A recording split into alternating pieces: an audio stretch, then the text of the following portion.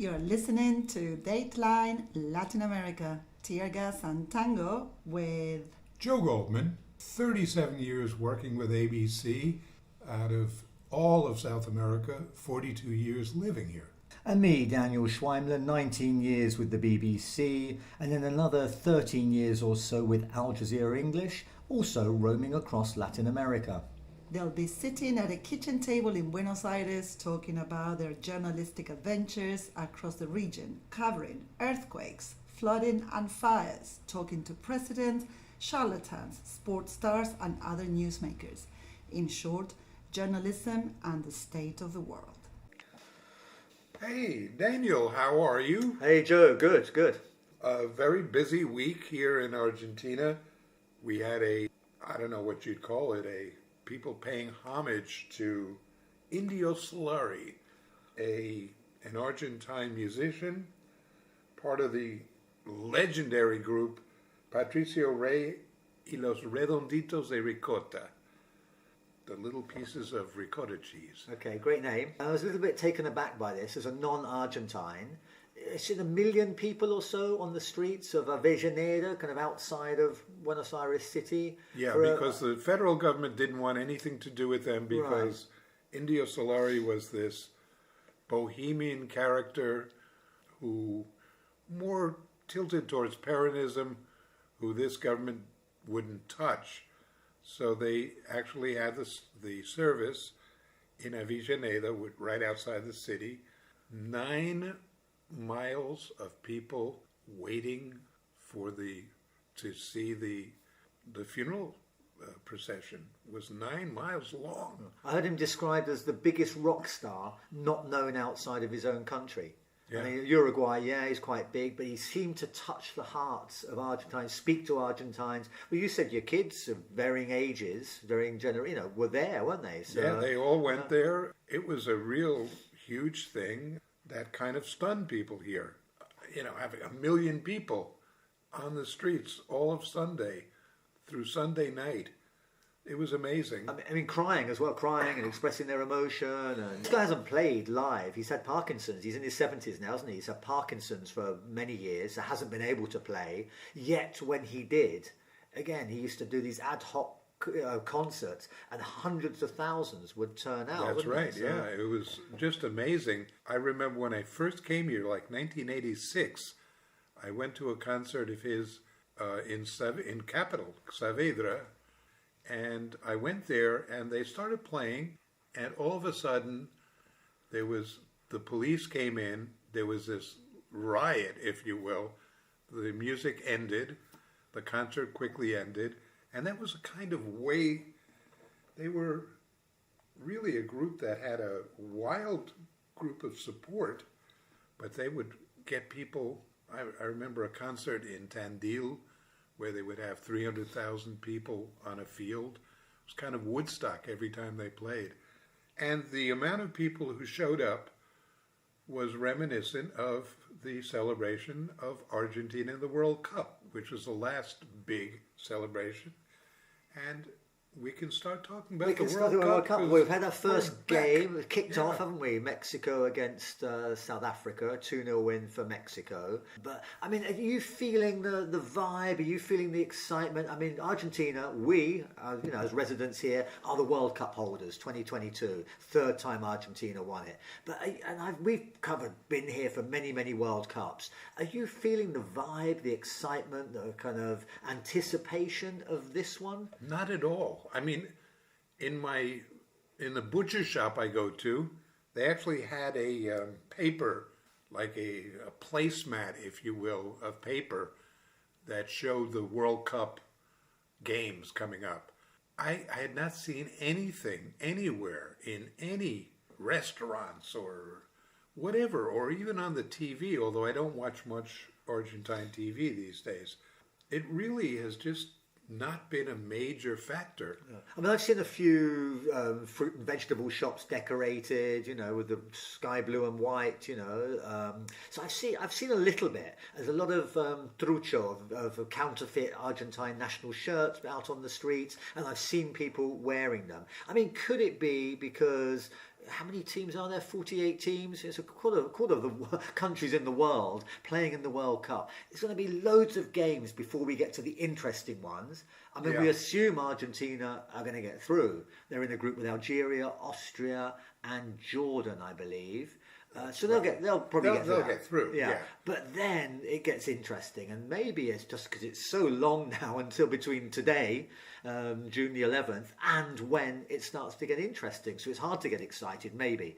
And also the nature of this particular World Cup spread over 3 countries, Infantino and Donald Trump's baby, the Somalian referee not being allowed in, difficulties over getting visas for... I saw Iranian and Scottish fans are having the biggest problems. Why the Scots? I don't know.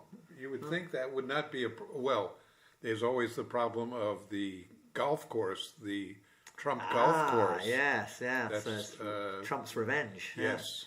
But it is interesting that it seems to have not created any kind of a major sensation in the United States, one of the host countries. I think there's more interest in Canada and Mexico. But in the U.S., there's been a lot of price gouging. Right, yeah. There's been a lot of that kind of stuff. And people, I think in all 3 countries, to some respect, are feeling utilized in a way. It's going to be a pain in the ass for most people. For a lot of people, yeah. I mean, also, as most US sports fans, are they not focused on possibly one of the most exciting national basketball finals that we've ever seen, you know? So, and I'm talking here with a Knicks fan, I believe. So, yes, and New York is pretty damn crazy, and it will, I mean, it's going to be over. Hopefully the Knicks will be the winners, but it will be over in the next week. So maybe then people will refocus on the World Cup. But for now, to be very honest, nobody gives a shit about the World Cup in New York. And the US are not going to win it, are they? They've got an all right team. Yeah. They've not done brilliantly in the friendly games so far. But, you know...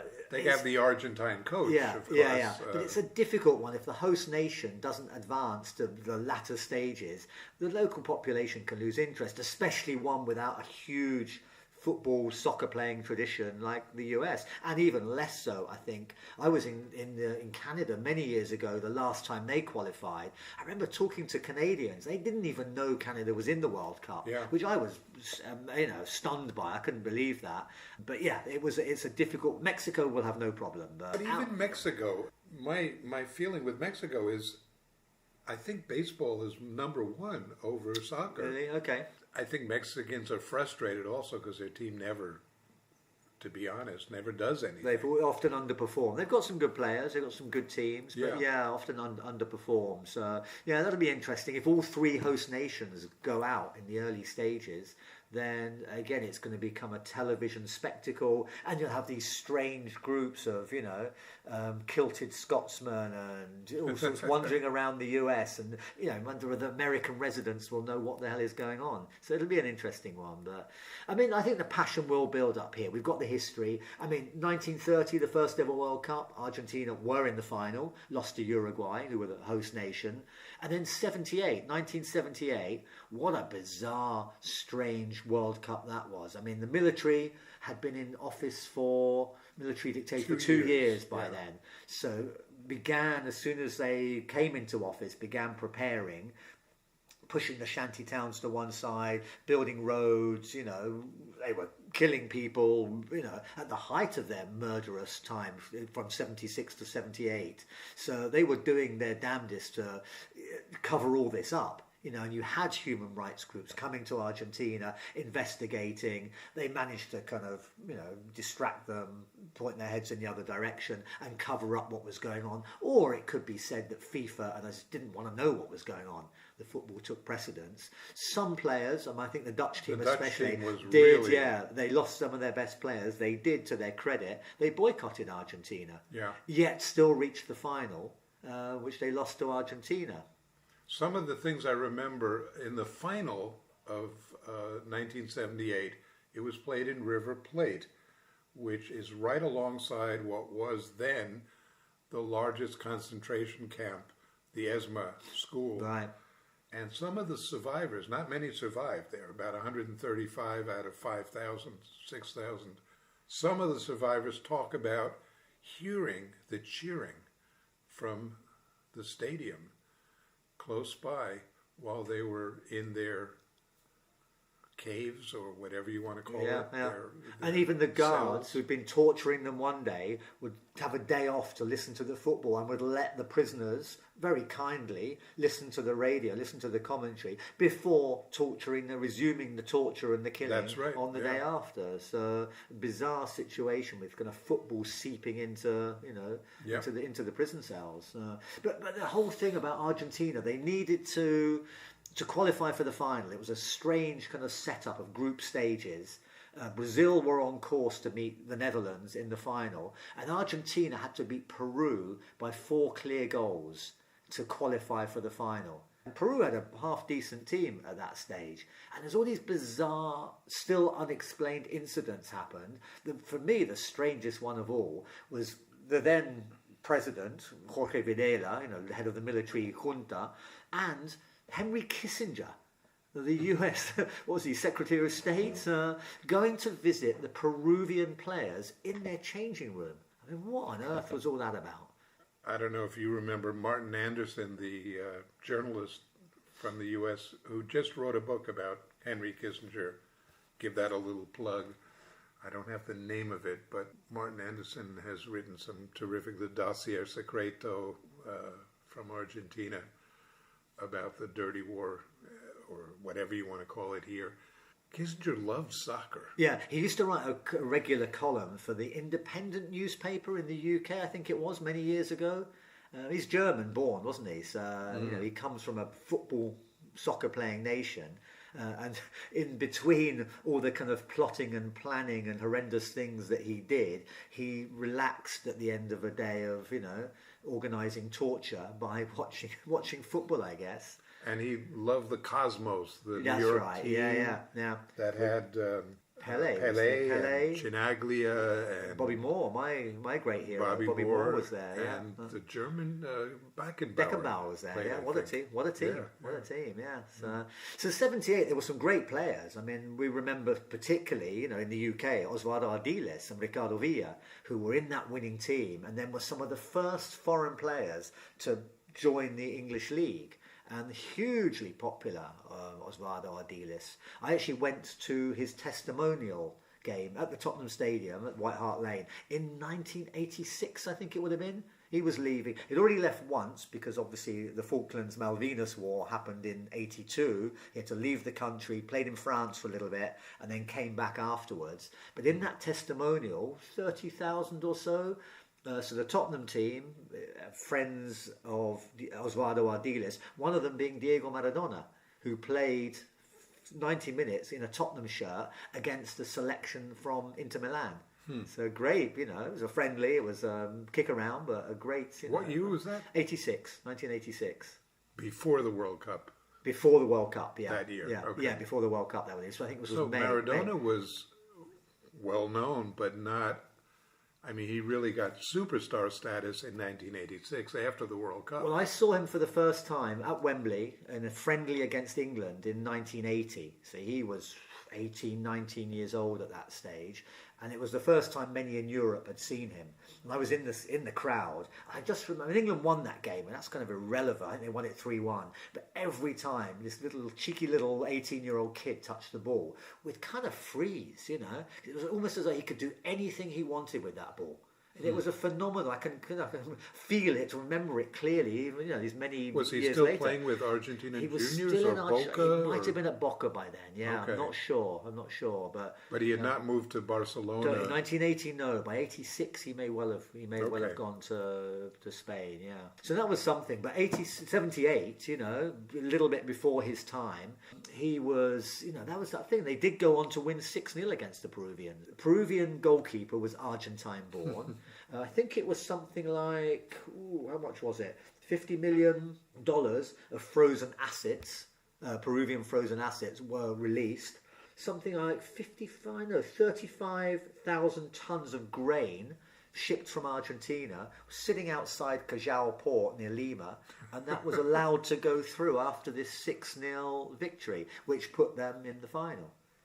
A small price A to small pay price for. to pay, but wow. nothing's ever been proven, and we know about these incidents. But it certainly looks dodgy, doesn't it? Well, after the NBA referees I've seen the last couple of games, I really can't say much.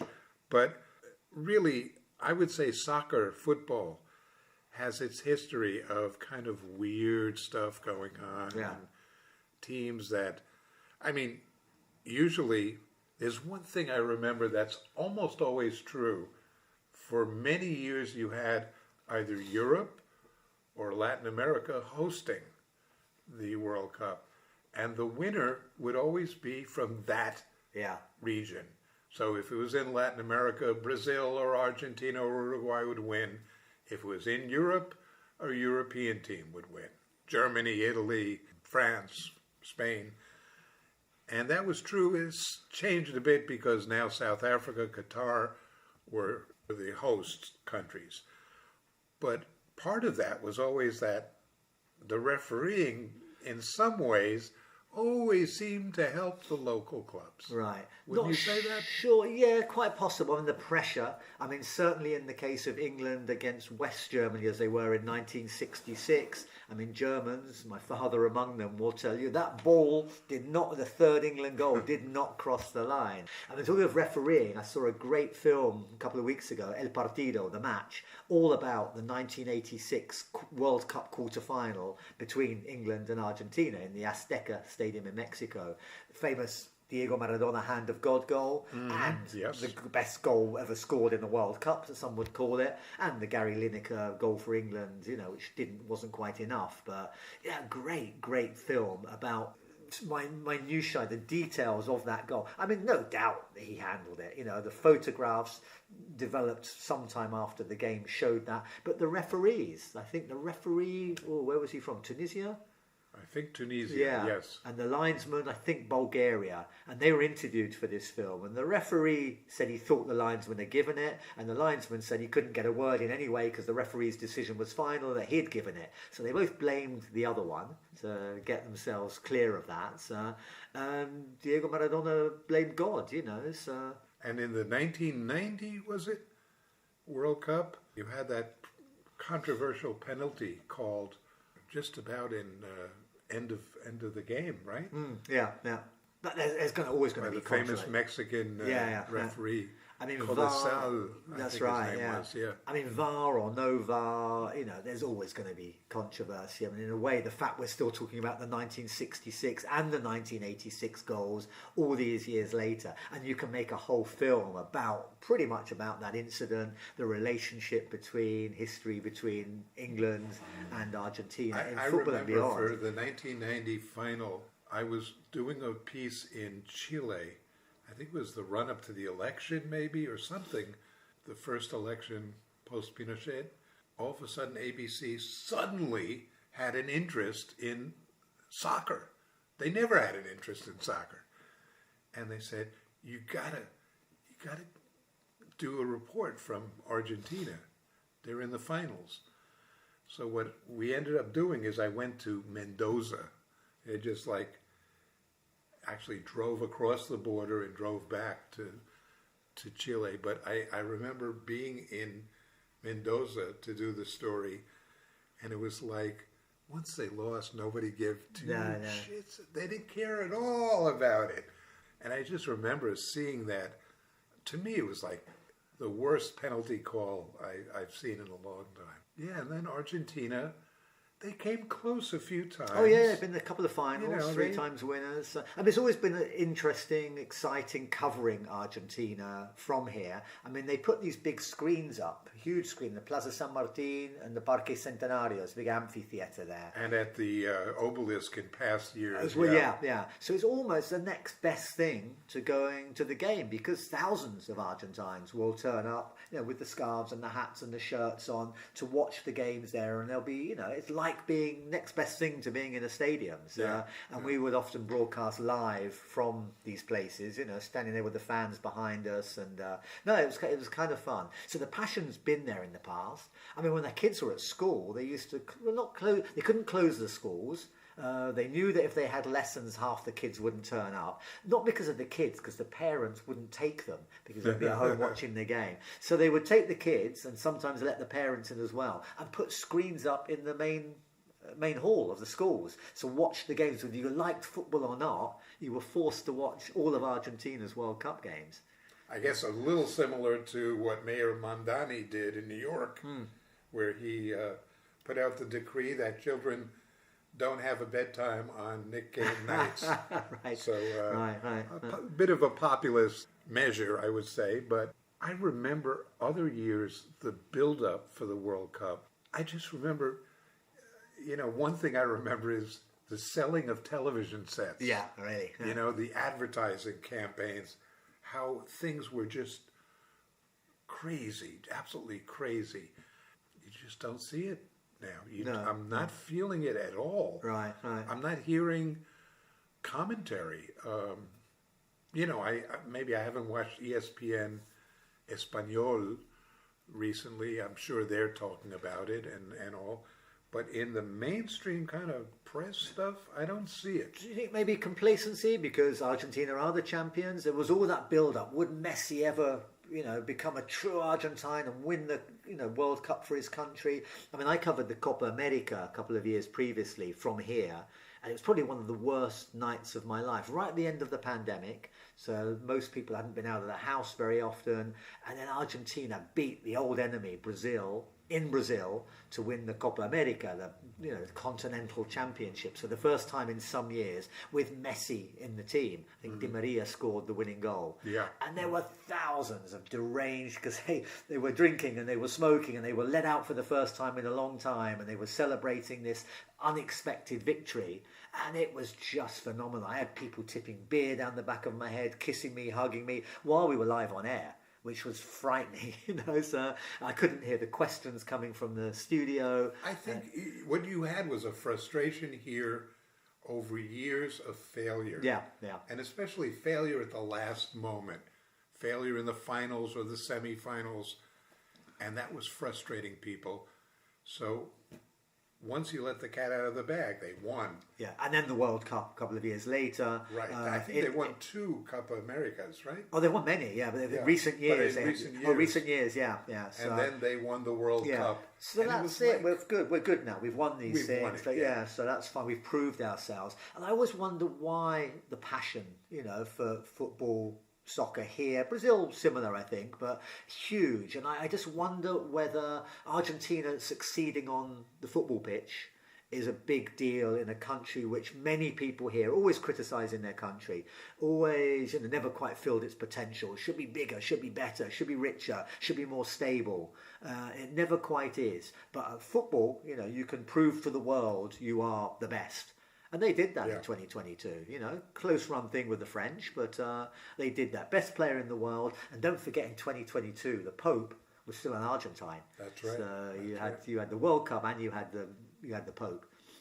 Now it's a U.S. Pope. Maybe. Don't think. Let's see what happens. Let's see what happens. Who apparently, according to Spike Lee, is a New York Knicks fan.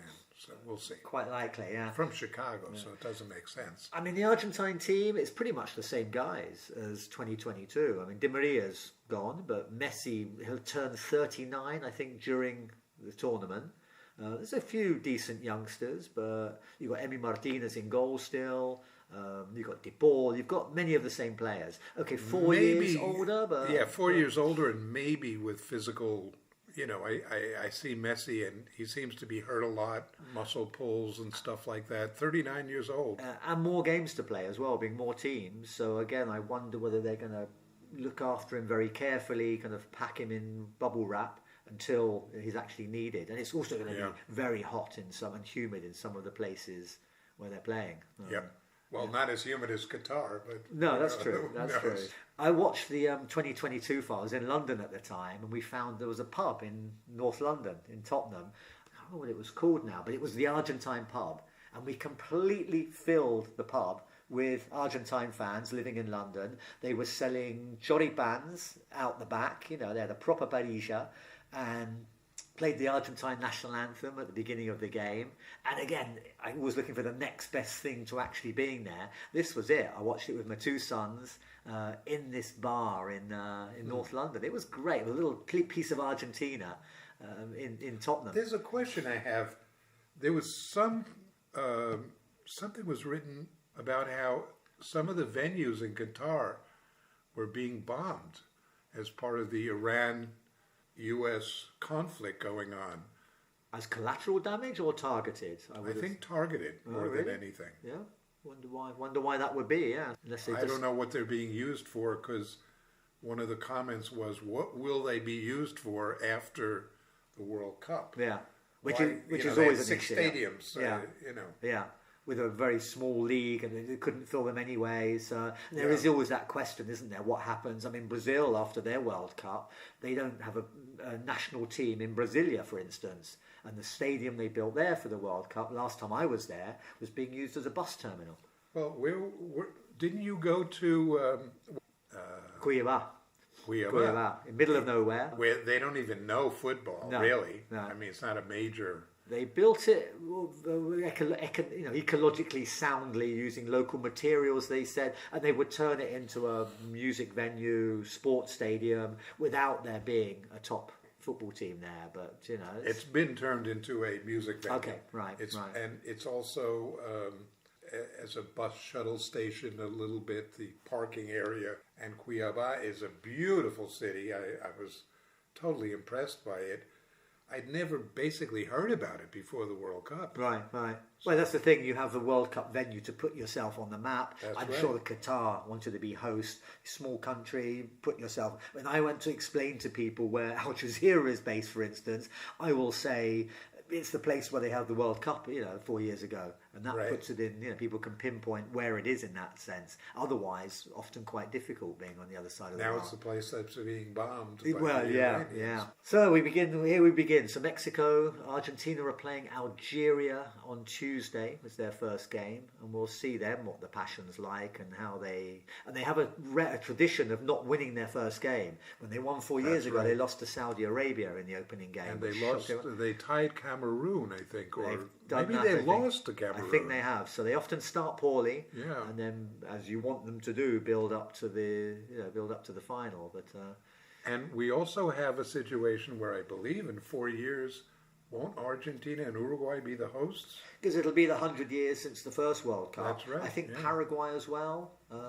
Paraguay, which is a regional power, when it comes to international football. Because we've got plenty. We've got Paraguay, we've got Uruguay, we've got Colombia, Ecuador, Argentina, Brazil, and then going into Central America, we have Panama and Costa Rica, and then the Caribbean, Curacao and Haiti. So plenty to cheer about in Latin America. We'll see. Who's your tip then, Joe, for the final? I think Ecuador could really be a surprise. They finished second in the qualifying, didn't they? Behind Argentina, well ahead of Brazil. So we'll see. You can never tell what happens. Colombia never seems to reach their potential. Uruguay, is Bielsa still the coach? He is, yeah. So they'll be interesting. And Brazil, they've got Ancelotti as their coach.